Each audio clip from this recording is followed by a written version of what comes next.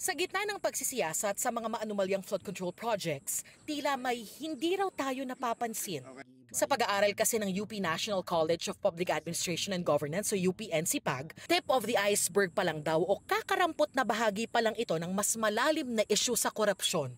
May 115.26 billion pesos na flood control budget na tinawag nilang shadow flood control budget. Sa budget kasi ng DPWH, meron silang flood management program. At doon lang nakafocus, yun yung 250 billion.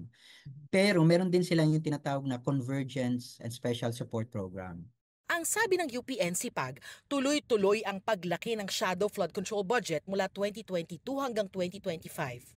Pwedeng maituring na flood control projects ang mga kalsada.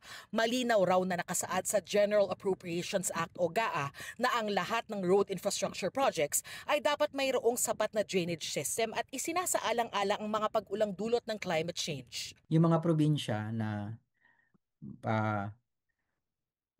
may mga pinakamaraming number of projects na flood control. Sila din yung mga probinsya na may pinakamalaking damage, no, from the different disasters.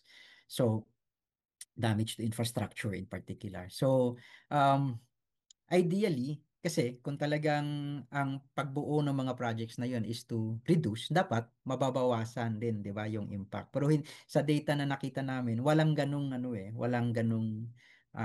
epekto. Opisyal na raw ipinadala ng UP-NCPAG ang findings sa kanilang pag-aaral sa DPWH. Plano rin daw nilang magsumite sa ICI.